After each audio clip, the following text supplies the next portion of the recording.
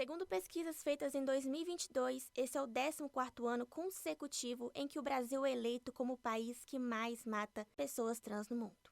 A expectativa de vida dessas pessoas no país chega a ser de 35 anos de idade. Essa realidade se mostra ainda mais chocante quando comparada com o do restante da população, sendo ela 52% maior.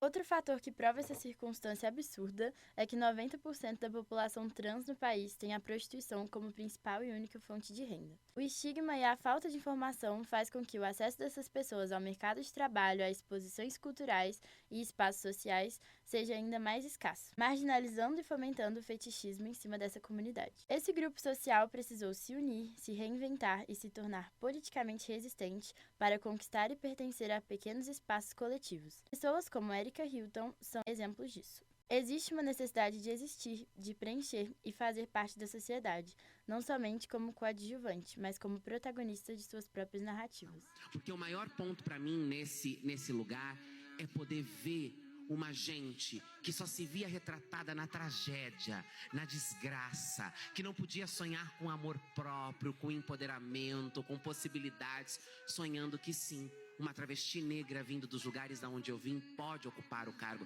da presidência da República. Sonhar e trabalhar com o imaginário.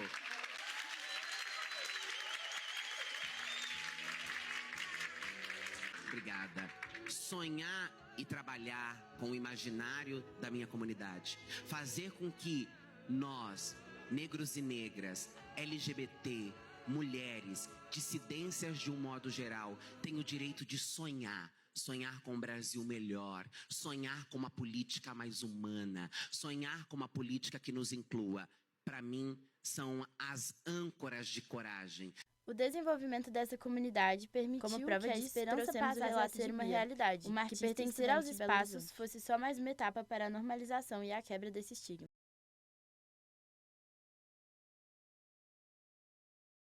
Bom, meu nome é Beatriz Deslandes, tenho 22 anos, nasci e fui criado em Belo Horizonte. Eu vim de uma família que sempre esteve ligada às artes, então eu estava desde criança nesse meio, produzindo arte, e hoje eu sou estudante de arte também. Faço licenciatura em artes visuais pelo UENG, na Escola de Design e Artes.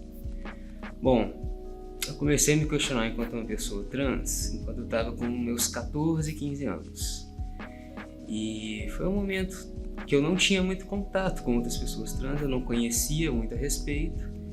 Então eu fiquei um bom tempo tentando me entender melhor, mas sem saber como que eu poderia me entender melhor. Quando eu estava com mais ou menos já uns 16, 17 anos, que eu comecei a de fato compreender o que significavam aquelas questões minhas. Eram questões que eu estava internalizando, que eu estava lidando só comigo mesma, sem abrir para minha família, ou para amigos, ou para quem quer que fosse. E foi quando eu comecei a de fato me identificar e reconhecer. Eu ainda demorei um tempo para iniciar minha transição, porque a gente tem muito medo de como as pessoas vão lidar, a gente não sabe como vão lidar, e são muitas questões, a gente tem que lidar internamente, você com você mesma, você tem que lidar externamente, você com as outras pessoas à sua volta, e você não tem controle sobre isso.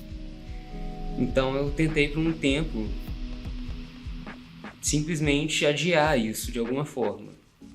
Eu já sabia que eu era trans, mas eu sabia que não ia ser fácil de lidar também, e eu não queria lidar naquele momento que eu estava na vida.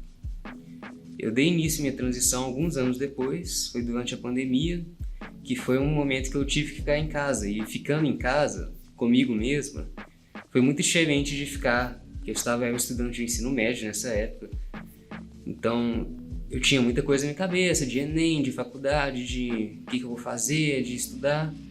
E aí quando veio a pandemia, eu fiquei em casa há muito tempo, eu tive que lidar comigo mesma de outras formas. Eu passei a conviver muito mais comigo mesma sem estar nesse ambiente de escola ou de estudo, com a cabeça ocupada com outras coisas. E foi aí que de fato eu falei, não, é isso, e é isso que eu vou fazer na minha vida assim, e que eu de fato comecei a minha transição quando eu estava com 21 anos. A minha família sempre teve uma questão artística, o meu pai com desenhos, com pinturas, com esculturas, minha mãe com fotografias, e aí meu pai fazendo colagens com fotografias da minha mãe, várias coisas. Eu sou a caçula, tenho 2 irmãos. Esses 2 irmãos já cresceram também fazendo esse tipo de coisa. Comigo não foi diferente. E eu sempre gostei de fazer, continuei fazendo desde sempre. Inclusive, eu acreditava que toda criança fazia isso normalmente, de sempre estar desenhando, de pintando todos os dias, como atividade normal, igual, sei lá, jogar bola. E eu sempre gostei, e quando eu estava no ensino médio, eu sabia que eu gostava muito. Eu gostava muito de matemática também, eu estava entre as duas. Mas teve um dia em específico que eu fui numa exposição de arte, que eu fui num museu de arte moderna, assim, e eu vi muitas obras muito incríveis. Eu fiquei pensando, nossa, se algum dia eu fizer 10% do que estão fazendo aqui, eu ia ficar muito feliz, muito satisfeito. E foi o dia que eu decidi realmente ir pro lado artístico, faço faculdade de artes e pretendo continuar. Eu tive o desafio de lidar com o público em si, porque a gente não sabe que tipo de pessoa que a gente vai estar lidando, e a gente lida com todo tipo de pessoa. Tem uma questão de, no meio artístico, no geral, eu encontro mais aceitação do que no restante, no público geral mesmo. E estando inserido na faculdade de artes, estando fazendo estágio em museu, essas questões, eu sempre fui muito bem recebida, bem tratada e respeitada. Porém, eu sei que não é sempre assim fora desses meios. Bom, esse meio artístico na faculdade de artes, faculdade de design, tem muitas outras pessoas trans, muitas outras pessoas da comunidade LGBT, e eu acho que é importante isso de você se sentir confortável, e é um ambiente que eu me sinto confortável. Justamente porque tem outras pessoas e porque eu não me sinto sozinha, porque eu posso conversar com outras pessoas, porque as pessoas de fato me entendem. Não é só uma questão de, eu vou tentar entender, mas uma pessoa que não é trans não entende de fato como é uma vivência de uma pessoa trans. Ela pode ter muita simpatia, boa vontade, mas ela não vai ter a vivência de fato para poder falar como é ou imaginar como é. E estando na faculdade, tendo outros contatos com outras pessoas trans, eu me sinto muito mais à vontade de estar ali, de falar a respeito e de ser eu mesmo. Com certeza a minha relação com o meu gênero e minha identidade influencia minhas artes. Porque tem uma questão minha de explorar a questão do corpo dentro das minhas artes, tem uma questão de explorar a identidade, de explorar um estranhamento que eu sinto em relação a mim mesma, de explorar uma questão de o que eu me sinto confortável, ou como eu gostaria que as pessoas me vissem, ou como eu mesma me vejo. Então a minha arte tem muito uma questão de identidade mesmo, de personagens, de criaturas, de questões que de alguma forma me representam, de me representar diretamente e não diretamente também. Eu acredito que é uma perspectiva que tem muito real, ela não existe à toa, não existe do nada, mas não é a única realidade. Porém, eu reconheço que eu estou num ambiente que eu sou muito privilegiado em muitas questões, muitos aspectos. Tenho meus recursos para fazer a terapia hormonal, tive meus recursos para fazer a retificação de documentos. E nem todo mundo tem isso, pelo contrário, a maioria das pessoas tem muita dificuldade nesses acessos, todos esses acessos são muito complicados, todas essas questões de documentos demoram muito, são pagas e não deveriam ser. Essa questão da terapia hormonal demora muitos meses para você conseguir um atendimento e muitas vezes você não consegue. Os hormônios é uma questão que você usa, por exemplo, todos os dias. E aí você vai no SUS e muitas vezes você demora meses para conseguir um atendimento, quando você consegue não tem, está em falta. E você tem que usar todo dia, você não pode ficar esperando, você teria que comprar por conta própria.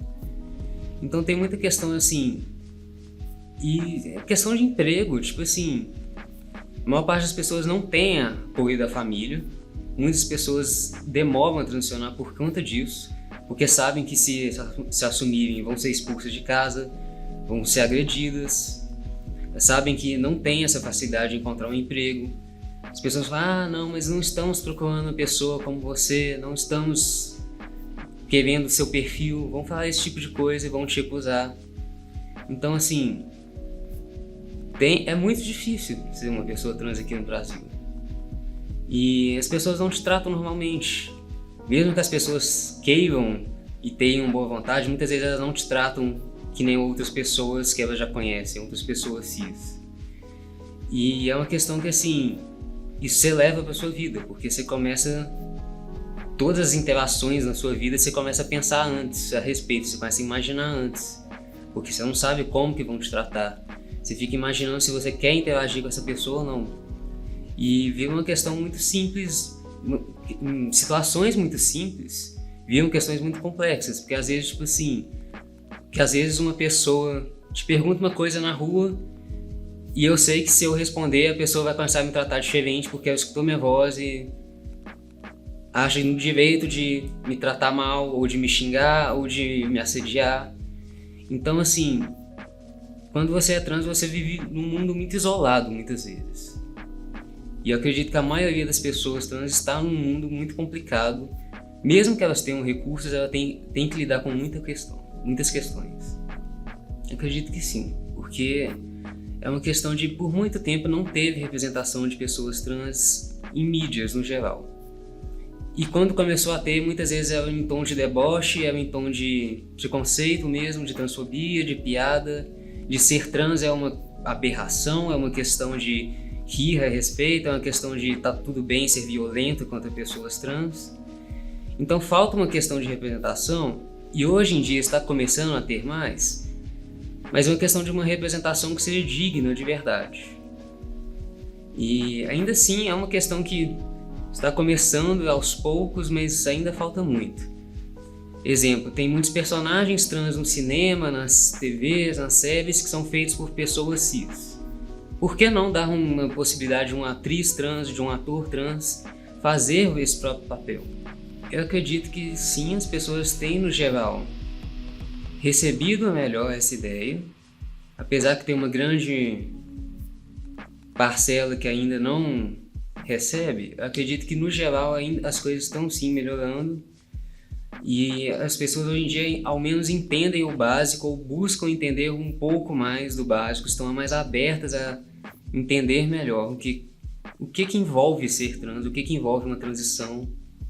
Bom, minha mensagem para outras pessoas trans que estão querendo empreender no próprio negócio, na vida, é uma questão que sempre vai valer a pena ser quem você realmente é e buscar a sua felicidade verdadeira.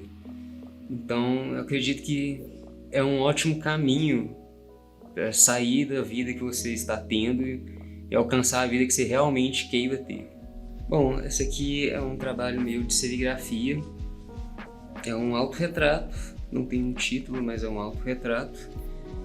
E nas minhas artes eu exploro muito uma questão de identidade minha, de representação, por meio de criaturas e de personagens, de figuras. E é isso. Quem quiser conhecer mais do meu trabalho, tem meu Instagram, Beatriz Deslandes. Podemos perceber que, apesar de uma realidade duríssima ainda ser a vivência de grande parte da comunidade, aos poucos essa luta ganha mais espaço e voz para se tornar um movimento verdadeiro e necessário para a humanidade. É proletário, é artístico, é político, é Projeto Celeste.